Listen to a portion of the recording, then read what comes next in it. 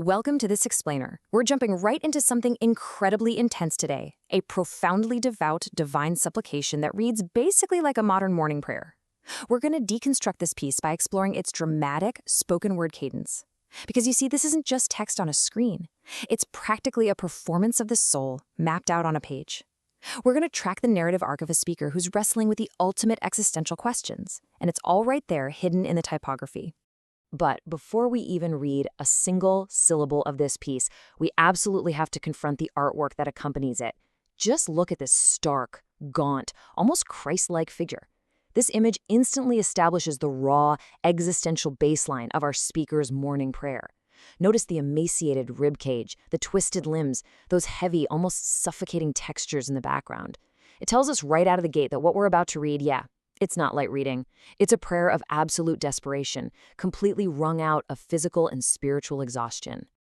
Now look at how the text actually begins. It's framed by $ on either side, and the O is italicized in this deliberate, almost ancient-looking script. This instantly flags the piece. It's definitely not some traditional, dusty hymn you'd find sitting in a pew. Instead, it's the raw, unfiltered stream of consciousness of a modern spiritual poet. Using $ to frame the sacred with the ultimate symbol of the profane modern world, that sets up a massive, massive tension before we're even one sentence in. Okay, let's get into section 1, the anatomy of supplication. To truly grasp the intensity of this piece, we have to recognize that the erratic font styling isn't just random internet slang. It's a highly deliberate choice. Take a look at this fragmentation, God, God, gods, separated by a harsh vertical pipe, and then it's repeated, God, God, gods. This rapid-fire, fragmented repetition perfectly mirrors the intense, rhythmic pacing of ritualistic chanting. If you try to read it aloud, it literally forces you to speak quickly, almost breathlessly. The speaker isn't just calmly folding their hands here. It's like they're rocking back and forth, frantically reciting a mantra just to keep the darkness at bay. And this line brilliantly illustrates how that modern voice bleeds straight into an ancient plea. The speaker asks for peace and light, which, sure, is standard enough, but then look closely at the unconventional spelling. Bring me true loves, complete with periods punctuating the fragmented thoughts. Paired with the breathless, frantic repetition of bring me light, it creates this profound, almost childlike emotional intensity. It's essentially stripping away all formality to reveal the naked, raw yearning underneath. Let's compare these erratic fragments to something a bit more relatable. The speaker writes RN with varying spaces, which is modern shorthand for right now. We can actually think of this staccato text as a spiritual SOS signal. Imagine a telegraph operator frantically tapping a key on a sinking ship, or maybe your heartbeat skipping during a moment of sheer existential panic. The urgency here is so palpable. Salvation isn't something they need tomorrow or in the afterlife. It's being demanded right now. Moving on to section 2, invoking the ancient mystics. Now, this is where the speaker's patience just completely evaporates and the narrative arc shifts dramatically. The speaker goes from begging for abstract peace to suddenly demanding the presence of specific, powerful forces. The supplication escalates into a direct, forceful command. Come, now my divine. Come here. See me now.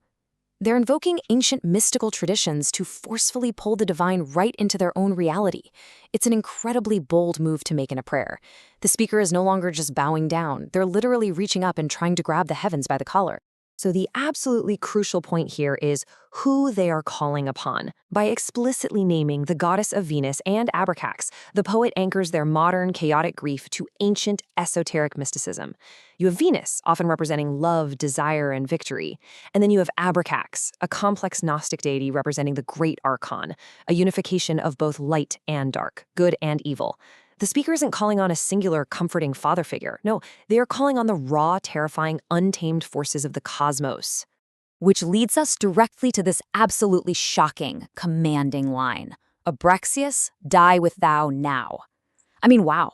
This showcases the immense, almost breaking tension between the isolated speaker and the divine entities they're trying to summon. To actually command a cosmic entity to die with you, that is the ultimate expression of spiritual fusion and pure desperation. It's a desire for a salvation so incredibly complete that it obliterates both the creator and the creation in one breath. All right, section 3, spiritual isolation and tension. Suddenly, right after that massive climax, the commanding tone just fractures. It's like the adrenaline wears off, revealing the devastating physical and spiritual toll of this internal turmoil. The poetry returns to the physical body, and frankly, it's breaking down. The speaker asks, who is as devout and severe as this, before confessing that their vision cuts and wanes, and their heart pumps and shivers. That profound isolation from the world, the they who don't know the speaker, is made completely visceral. The sheer weight of this devotion is quite literally crushing their physical form. This breakdown ultimately settles into a really heavy, agonizing silence.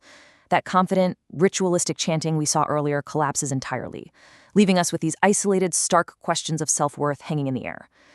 Do I you? Gods, do you? Notice the shift to the lowercase u.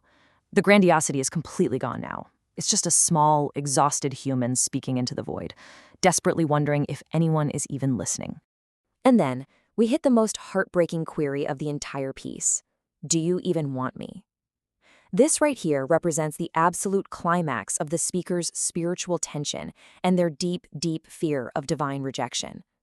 After offering up absolutely everything, after suffering severe physical tolls, the core human fear still remains. What if I'm completely unlovable, even to the gods? These brilliant mirrored questions perfectly capture the whole dynamic. They contrast the speaker's agonizing isolation against their desperate, fundamental desire for divine connection. Do I need you? Do you need me? It explores the codependency of the worshiper and the worshipped. Think about it. If a human cries out in the dark and a god needs that devotion to exist, who is really saving home here? It's a profound philosophical trap laid out in just 8 simple words. Finally, Section 4, a plea for salvation. So, after this total crisis of faith, after questioning everything about themselves and the divine, the dramatic monologue reaches its final, inevitable destination: total existential surrender. The poet returns to that stylized, definitive formatting we saw at the very beginning. The dollar signs are back, the stylized O is back, the frantic text shorthand and the fragmented sentences completely gone. Having exhausted every ounce of their energy, questioning their sanity, their worth, and the gods themselves, they offer themselves up completely in one final, powerful plea for salvation. I am yours, now and forever. Looking back at the artwork we started with, it all clicks into place. We can clearly see how the emaciated physical surrender of the painted figure perfectly matches the absolute lyrical surrender of the text. The arms are raised, but not in triumph. They're raised in total capitulation. The exhaustion in the figure's face perfectly mirrors the exhaustion at the end of the text. It's the literal visual embodiment of I am yours now and forever. So as we wrap up this explainer, we're left with a really profound question. We've just witnessed the anatomy of a spiritual breakdown and surrender. But look at those final words against the visual of that stark painting. Does this fragmented prayer represent a triumphant final connection? Does the divine actually step into the room?